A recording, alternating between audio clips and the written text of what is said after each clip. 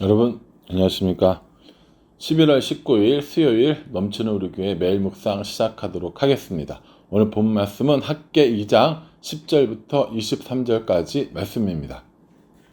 오늘까지 하면 이제 학개는 끝이 납니다. 학개는 성전을 다시 건축하기 위해서 이렇게 말씀을 전한 사람이라고 그랬어요. 그 성전을 다 짓고 3차로 이제 사람들이 돌아와요. 그러면 이제 누가 나오는 겁니까? 느헤미야가 나오는 거예요. 그래서 내일부터 묵상할 본문이 느헤미야가 되는 것이죠. 이렇게 해서 이스라엘의 역사는 이제 어쨌든 성경에서 나오는 이스라엘 역사는 끝난다. 구약 역사는 끝난다고 보시면 됩니다. 그러니까 학계 다음에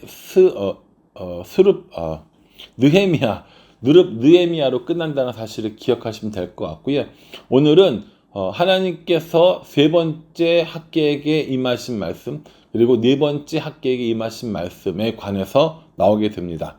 10절에 보면은 다리오 왕 제2년 9째 달 24일에 여호와의 말씀이 선지자 학계에게 임하니라 이르시되, 이렇게 얘기하고요. 또 20절 말씀에 보면 그달 24일에 여호와의 말씀이 다시 학계에게 임하니라 이르시되, 이렇게 나옵니다. 그러니까 다 이제 끊어지는 내용이죠. 하나님께서 이만큼 얘기하시고 이만큼 얘기하시고, 첫 번째는, 두 번째는, 세 번째는, 네 번째는 이렇게 얘기하셨다라는 것을 기억하시면 될 것 같습니다. 오늘 세 번째에 나오는 그 이야기는 뭐냐면, 제사장들에게 혹은 뭐 율법을 잘 아는 사람들에게 물어보라라고 이야기를 하는 거예요. 그 물어보는 것들을 통해서 제사장들이, 그리고 이스라엘 백성들이 깨닫기를 원하는 거죠. 이 학계가 제사장에게 율법에 대해서 물어보는데, 뭐라고 물어보느냐? 12절에 사람이 옷자락에 거룩한 고기를 쌌는데 그 옷자락이 만일 떡에나 국에나 포도주에나 기름에나 다른 음식물에 닿으면 그것이 성물이 되겠느냐 하라. 학계가 물으되 제사장들이 대답하여 이르되 아니니라 하는지라, 이렇게 얘기합니다. 자, 제가 이제 그 설명을 해드릴게요. 옷에 거룩한 고기를 쌌어요.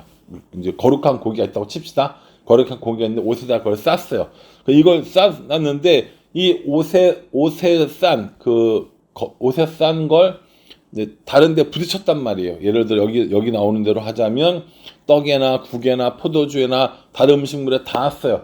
그러면 닿았던 그것들이 거룩해지느냐? 이걸 물어보는 거란 말이에요.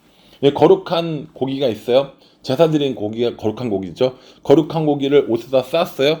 그래서 그 거룩한 고기가 다른 음식물, 뭐 국이나 떡이나 포도주나 기름에 닿으면 이 닿았던 그 성물들이, 그 음식물들이 거룩해지느냐라고 물어보는 거예요. 그 제사장들이 뭐라고 대답했습니까?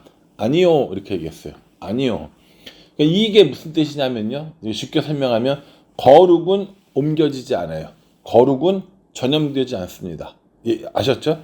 거룩은 전염되지 않아요. 그런데 또 뭐를 이야기하냐면 13절에 학계가 이르되 시체를 만져 부정하여진 자가 만일 그것들 가운데 하나를 만지면 그것은 부정하겠느냐 하니 제사장들이 대답하여 이르되 부정하리라 하더라.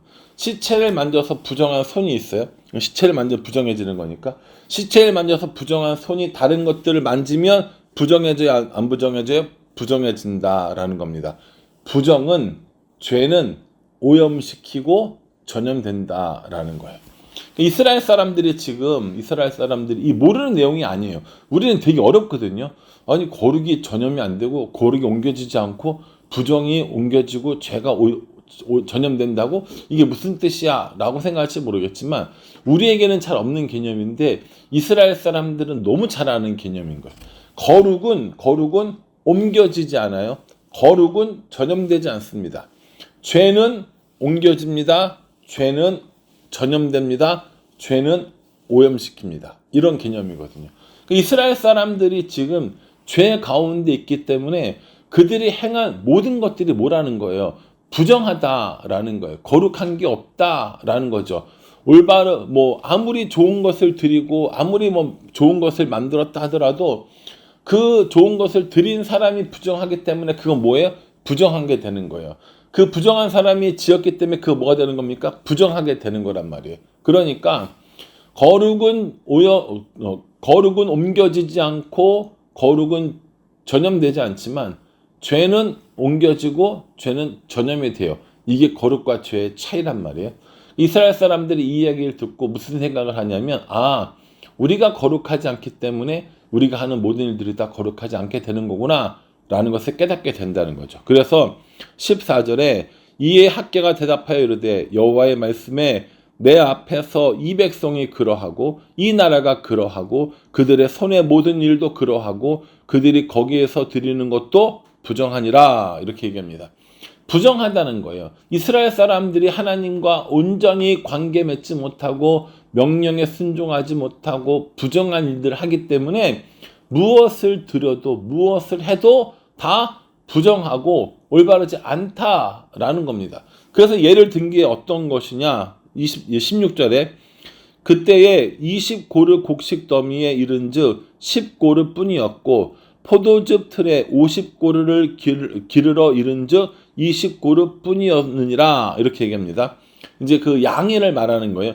20을 거두러 갔는데 10밖에 없어요. 곡식은요. 포도주 틀에는 50을 거두러 갔는데 20밖에 없어요. 여러분 이게 뿌린 만큼 거두는 거예요? 아니에요? 아니죠. 우리 성경을 묵상하다 보면 그런 표현이 자주 나와요. 내가 뿌린 것보다 훨씬 더 많은 것들을 수확하는 것들은 뭡니까? 축복입니다. 내가 뿌린 것만큼 수확하지 못한 건 뭡니까? 저주이고 징계이고 형벌이 되는 거예요. 그러니까 오늘 지금 뭡니까? 20 거두러 갔는데 10밖에 못 얻었어요. 50 거두러 갔는데 20밖에 못 거뒀어요. 그럼 뭐라는 거예요? 이건 하나님의 징계고 하나님의 저주이고 하나님의 형벌이라는 거죠. 왜요? 앞에 얘기했던 그 부정적인 일들 때문에 그렇다라는 겁니다. 그래서 이스라엘 사람들이 지금 현재 아무리 애써도 아무리 노력을 해도 노력만큼 거두지 못하는 삶을 살고 있다라고 이렇게 이야기를 하는 거예요. 그런데 하나님께서 뭐라고 얘기하시냐면 마지막에 19절에 곡식 종자가 아직 창고에 있느냐 포도나무, 무화과나무, 석류나무, 감람나무의 열매가 맺지 못하였느니라. 그러나 오늘부터는 내가 너에게 복을 주리라. 지금까지 너희가 그런 삶을 살았는데 이제 성전이 지어지고 있으니 이제 내가 너희에게 복을 주리라 라고 말씀하시는 거죠. 여러분 성전을 짓는 게 뭐가 그렇게 중요한가 라고 이해하실지 모르지만 성전은 하나님을 모시는 거고 하나님 중심으로 사는 거고 하나님을 주인으로 삼는 것의 상징인 거잖아요. 그러니까 이제 이스라엘 백성들이 그렇게 부정하고 하나님을 부인하고 우상들을 섬기고 했는데 이제 하나님께로 돌아와서 성전을 짓고 성전 중심으로 살려고 하니까 이제 모아주신다는 거예요. 너희에게 복을 주리라 라고 이렇게 말씀해 주신 겁니다. 아무리 노력해도 노력한 만큼 얻지 못하는 인생, 아무리 힘을 써도 힘쓴 것만큼 얻지 못하는 인생이었는데 이제 하나님께서 복을 더하여 주시겠노라 이렇게 말씀해 주시는 거죠. 이게 성전을 짓는 것의 의미였다라는 거예요. 다시 하나님께로 돌아가는 것, 다시 하나님과의 관계가 회복되어지는 것, 다시 하나님과의 교제를 누리는 것, 이게 성전이 지어지는 의미인 거고 그렇게 하니까 하나님께서 모든 부정한 것들 대신에 은혜와 복을 주시겠다라고 말씀해 주시는 겁니다. 저는 이 말씀이 정말 중요한 원리를 우리에게 알려준다고 생각합니다. 신앙은 어떻게 우리들의 삶에 영향을 미치는가? 정말 영향을 미치는가? 교회에서는 좋은 그리스도인인데 밖에 나가면 전혀 다른 사람이 되어지는 우리의 삶에 하나님께서 은혜를 정말 주시겠는가? 라는 것을 생각해 보면 교회에서든 밖에서든 학교에서든 직장에서든 가정에서든 다른 공동체이든 어떤 곳이든 간에 우리가 하나님 앞에 거룩한 자로 온전한 자로 겸손한 자로 은혜를 구하는 자로 살아갈 때 하나님께서 우리에게 은혜를 주신다라는 것이죠. 그러니 여러분 이 얼마나 참 중요한 원리입니까? 나는 겉으로는 그럴듯하게 살아가지만 실상 내 삶에 어떤 그 교회가 아닌 곳에서 혹은 사람들이 모르는 곳에서 이런 곳에서도 내가 그리스도인으로 살아가고 있는가? 라고 하는 건 전혀 다른 문제라는 거죠. 그래서 오늘 하나님께로 돌아오고 성전을 지으려는 이 사람들 향해서 내가 너희에게 복을 주겠다라고 이렇게 선포하고 계신다는 겁니다. 20절 이하에 보면 누가 나오냐면요. 스룹바벨이 나와요. 스룹바벨. 이 스룹바벨에게는 이제 스룹바벨은 첫 번째 포로 귀환으로 돌아온 사람들을 인도한 사람이었고 또 이 스룹바벨을 통하여서 성전이 지어진 사람이라는 거예요. 그러니까 이 스룹바벨은 사실은 단순히 스룹바벨 그 사람만을 의미하는 것이 아니라 이스라엘 사람들에게 이 스룹바벨을 대표하여서 은혜를 주시고 약속을 주시는 겁니다. 그래서 23절에 이렇게 얘기합니다. 만군의 여호와가 말하노라. 스알디엘의 아들 내 종 스룹바벨아, 여호와가 말하노라. 그날에 내가 너를 세우고 너를 인장으로 삼으리니 이는 내가 너를 택하였음이라 만군의 여호와의 말이니라 하시니라. 이렇게 얘기합니다. 스룹바벨을 누가 세웠어요? 하나님이 세우셨어요. 인장으로 삼으신다. 이건 뭐냐면요, 주권자로 삼으신다라는 말이에요. 주권자로 삼으신다. 권력을 주는 사람을 삼으시겠다. 그리고 내가 너를 택했다. 이렇게 얘기합니다. 세우고 인장으로 삼고 택한 사람, 그 사람이 누구라는 거예요? 그 사람이 스룹바벨이라는 겁니다. 이 스룹바벨은 궁극적으로 누구를 의미하냐면요, 예수 그리스도를 의미한다고 보시면 됩니다.